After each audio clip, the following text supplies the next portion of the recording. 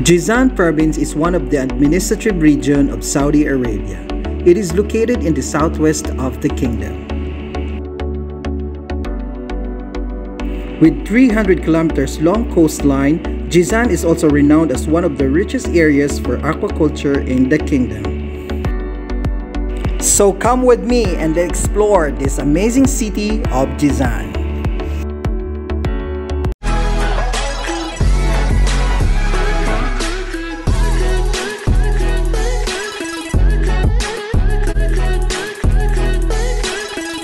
Hi guys! It's a brand new day and today, day off ko ngayon, so may time tayong gumala kasi 1 week na ditong sandstorm dito sa area namin, so hindi tayo makagala at saka wala din tayong time.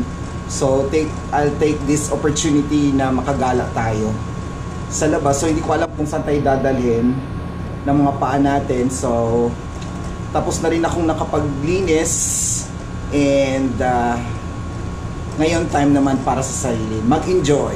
So let's go!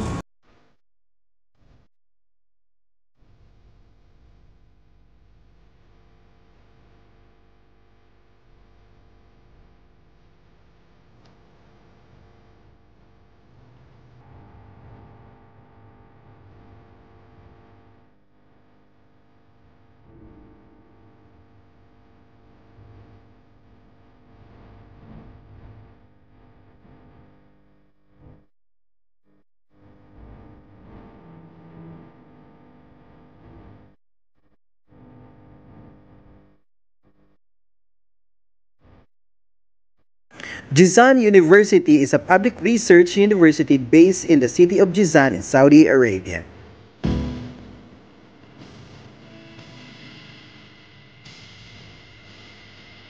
Founded in 2006, it is the province's only university and one of the largest public non-profit institutions of higher education in the Kingdom of Saudi Arabia.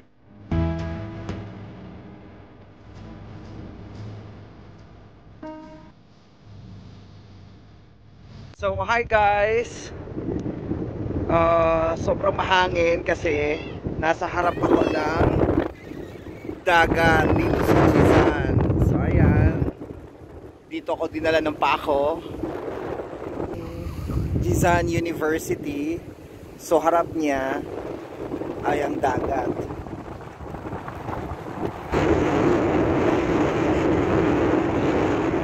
Nakatao din doon na area, ayan. Sobrang hangin. So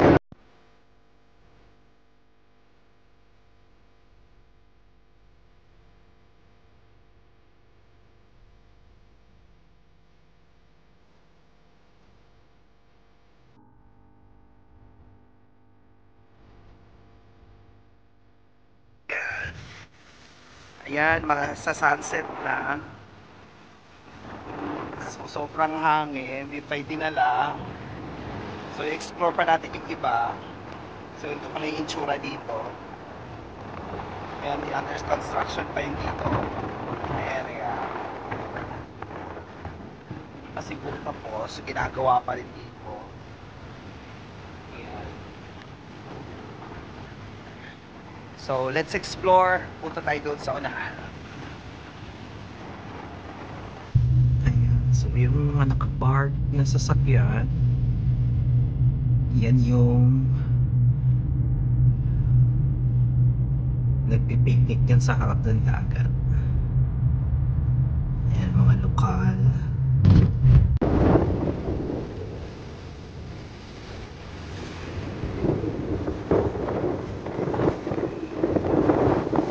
So ito yung other side nila. Ayan, so ito yata yung shore. Ayan, malaking pato.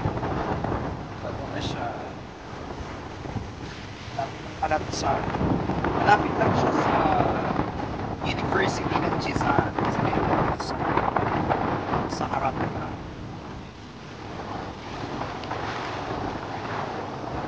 So mostly sa mga lokal, dito sila tumatambay. pagka sunset kasi masarap yung hangin. Ayan, dito sila nag-i-enjoy. So, gusto yan. Masarap kasi sa feeling na yung hangin ng dagat. Tsaka yung ng dagat.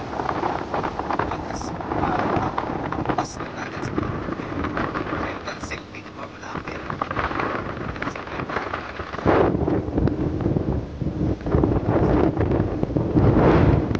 So, ayun.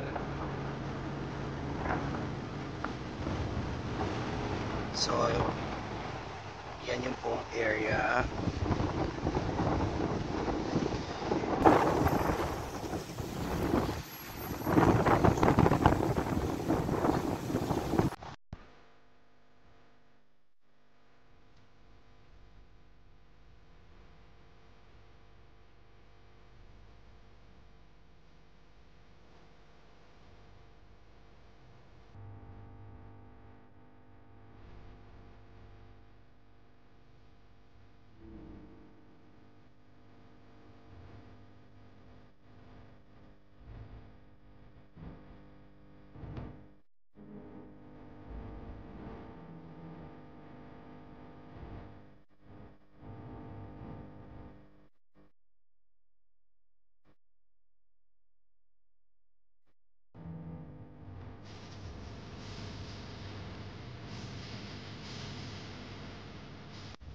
So, ayan, mahangin pa rin. Hindi naman siya sandstorm. Dito na kami sa kabila sa tinatawag nilang park, yung park. Pero sa dulo niyan, yan yung dagat. Shoreline ng park na yan. So, puntahan natin sa area na to. Ang area nila may mga coffee shop. Mostly ang mga tinta dito, coffee shop, yung mga restaurant. Tapos may mga stall lang na maliliit para sa customer. Hindi maganda yung yung panahon, hindi ko alam kung hindi naman siya sandstorm. Pero mahangin lang gawin ng hangin sa dagat.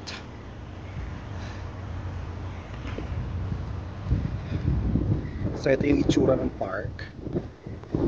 Ayan, sa gilid na yan may mga nagtitinda dyan area. Ayan yung park.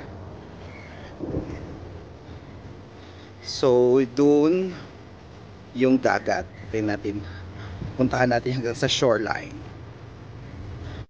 Al-Khazan Park is one of the most prominent parks in Jizan. It is distinguished by a magnificent portico on Prince Mohammed bin Nasser Road.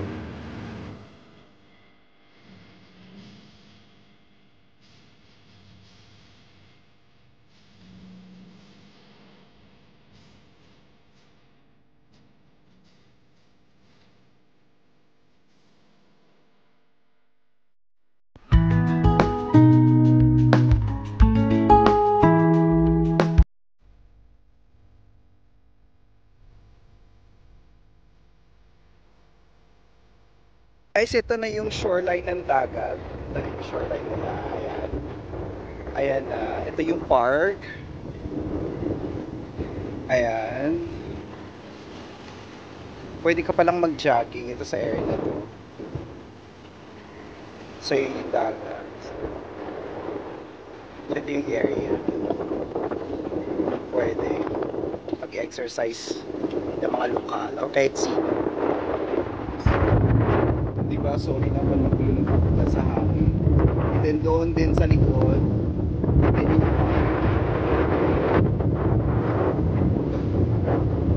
ayan. So yan yung dagat.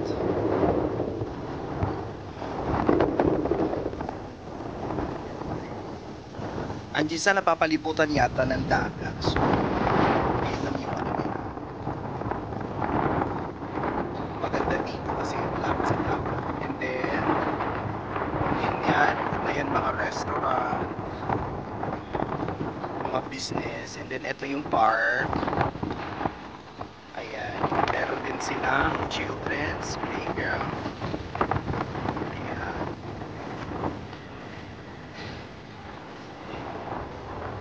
So ito, undergoing constructions, parang yata may itatayo na namang building,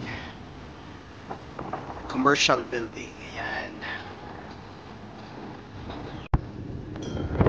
So, kaya pala mainit ang Jizan. I don't know, kasi malapit sa dagat. Yan, ang buho ko yan sa hangin. So, dito tayo na banda yan. Para doon yung hagod ng hangin. Di ba? Dapat tinitingnan ko yung mukha pa dun sa monitor ng cellphone. So, ayan. Bago, at least nakakuha tayo ng video bago man lang magdilim.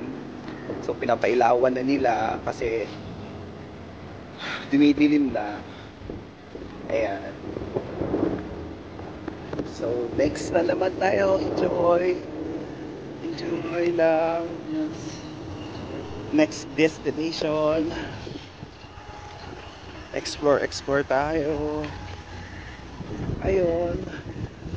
Para naman hindi tayo mabagot sa bahay, i-grab natin opportunity na makapagpahinga konti sa day off, pero at the same time nag-i-enjoy din, diba?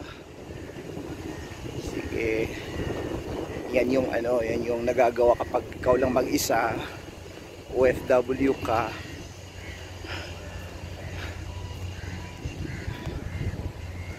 Kasi hindi naman lahat problema yung haharapin natin. Kailangan lumaban, maging matatag sa buhay. So ayan, next destination ulit tayo.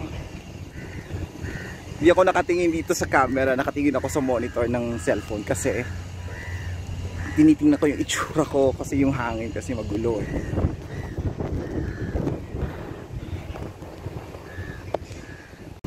Yan. Ang maganda dito, meron silang toilet area. Separate yung babae at saka lalaki. Ayan. So itong restroom na to, sa panlalaki lang yan. I don't know sa ang babae, siguro nasa ibang lugar. Ayan. Kaibigan akong Pakistani wala hindi? Pakistani. Siya yung kumuhang picture sa akin. So thank you. Shukran habibi, shukran. Yan. Yun yung mahirap sa mag-isa ka lang. Walang tutulong sa'yo, pero good thing, mabait ng Pakistani. He's good and thank you. Thank you. Siya yung kumuha sa akin ng picture. Ayan, madilim na. Kakatapos ko lang magkumuha ng picture. Yung Pakistani yung tumulong sa akin kumuha ng picture kasi nahihirapan ako mag-isa. Mahangin kasi, natutumba yung cellphone. So, ayan, humingi ako ng tulong sa kanya. Ayan, madilim na dito sa park. So ayan, tapos na tayo. Okay, we're going to the next destination.